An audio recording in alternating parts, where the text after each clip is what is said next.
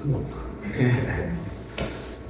everyone, I'm Monica, and today I'll be sharing our study on exploring cognitive attributes in financial decision making.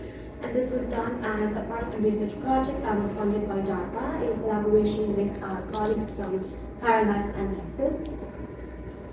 So just a brief introduction about me. I am doing my PhD at Drexel University, and I'm currently my research areas are heavily focused on human-like decision making, and particularly algorithmic modeling of decision-making patterns so that we could hopefully create more aligned AI systems.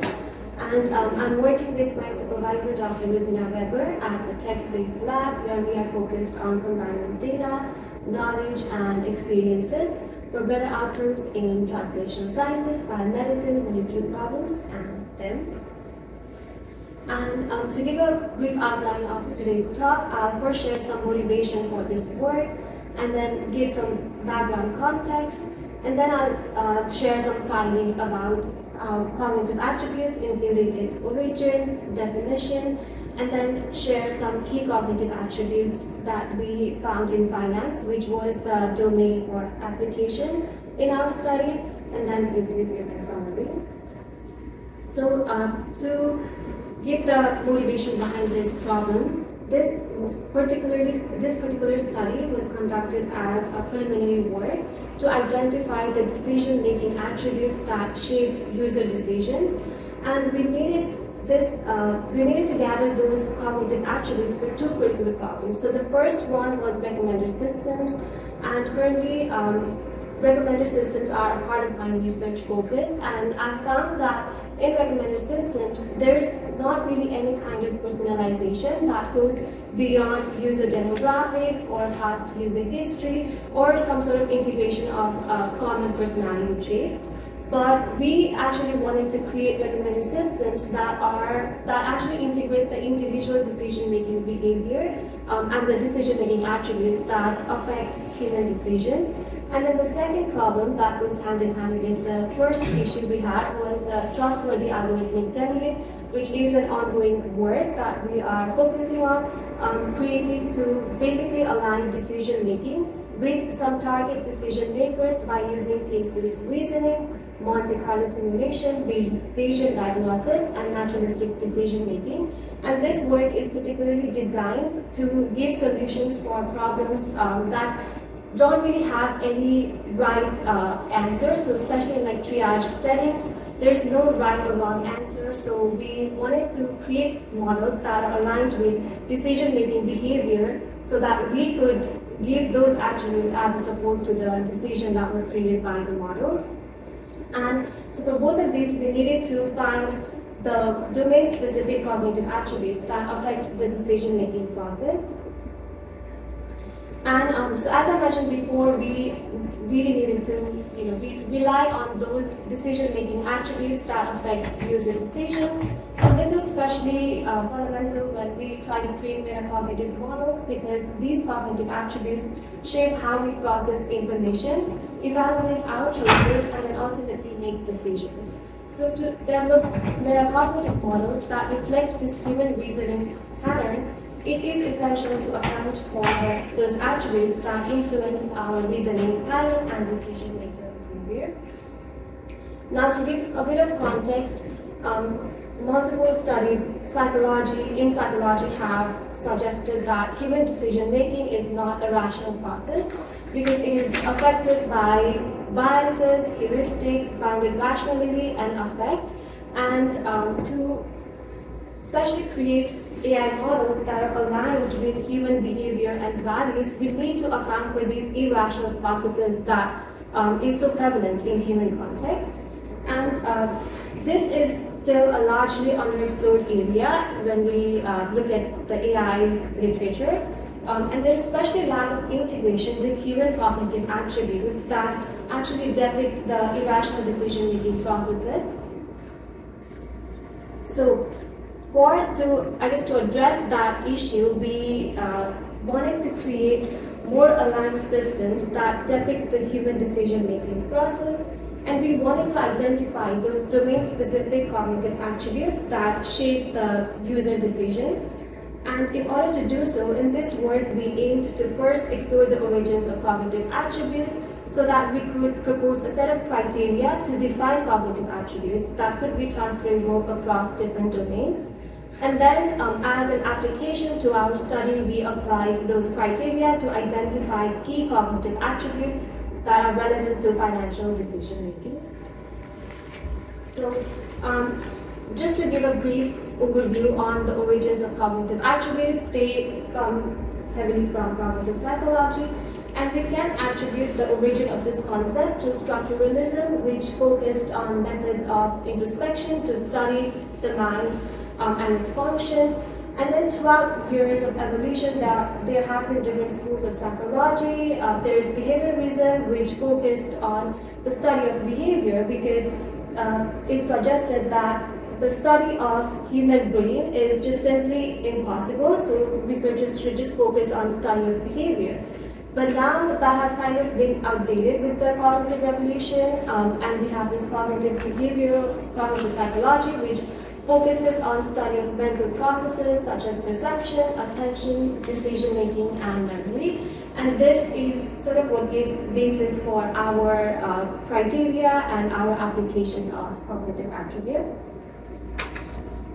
So, based on the literature on the origins of cognitive attributes and different cognitive attributes that have been proposed by cognitive scientists, we have proposed 5 criteria. So the first is obviously it has to be rooted in cognitive psychology because it needs to be validated with some sort of psychological methodology. And this goes kind of hand in hand with these 2 other criteria. The second is based on mental processes, and then the third is influences decision making and behavior.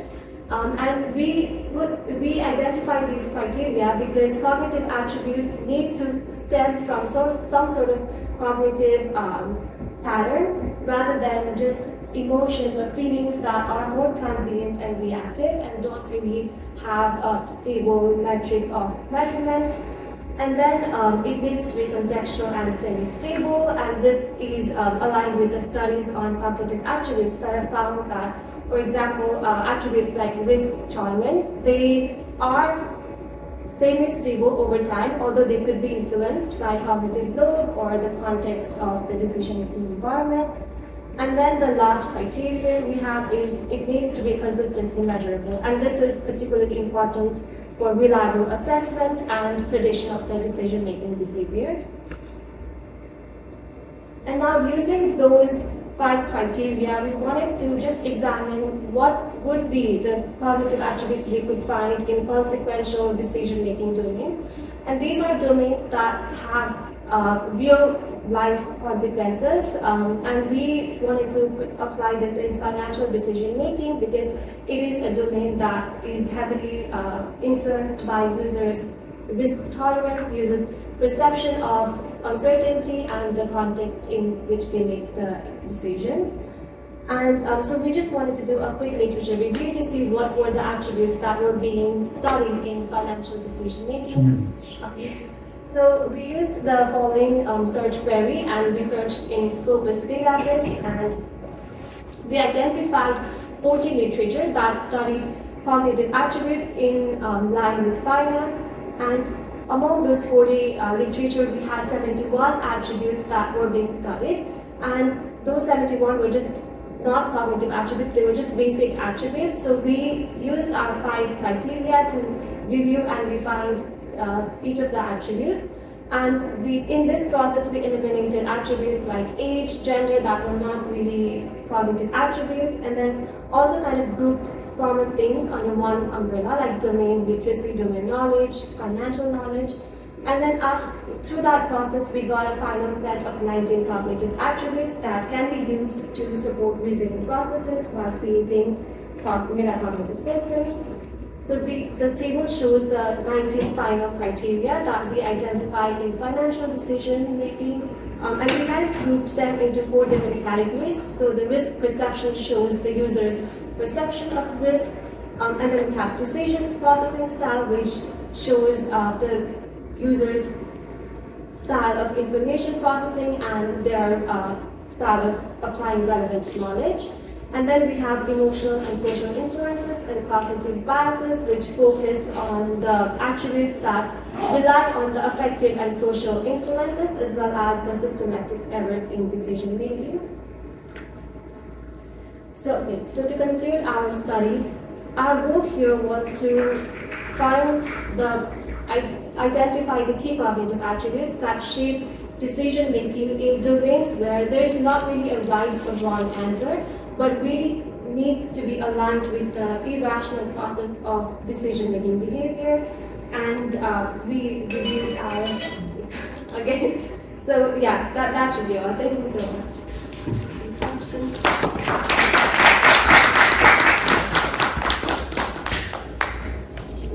So I just wondered, I'm sure you thought about this, of using your framework and applying it to military decision making. Yeah, so In this case.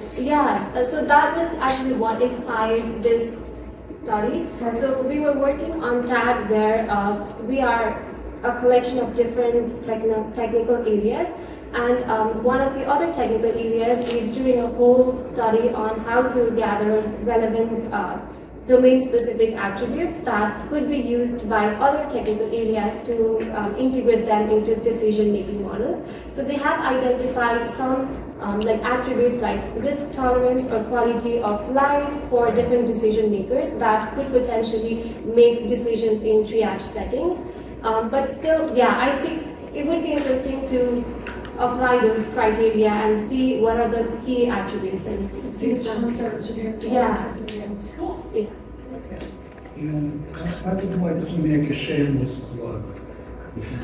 We have been doing a lot of research in irrational decision making over the years, and we have actually practical systems that do that, not in the financial area, but in the area of medicine.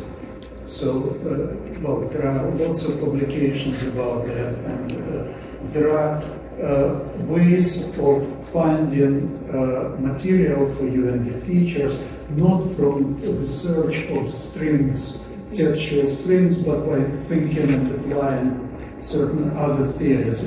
Well, I can give you references. Yeah, sure. I'll have to check it out.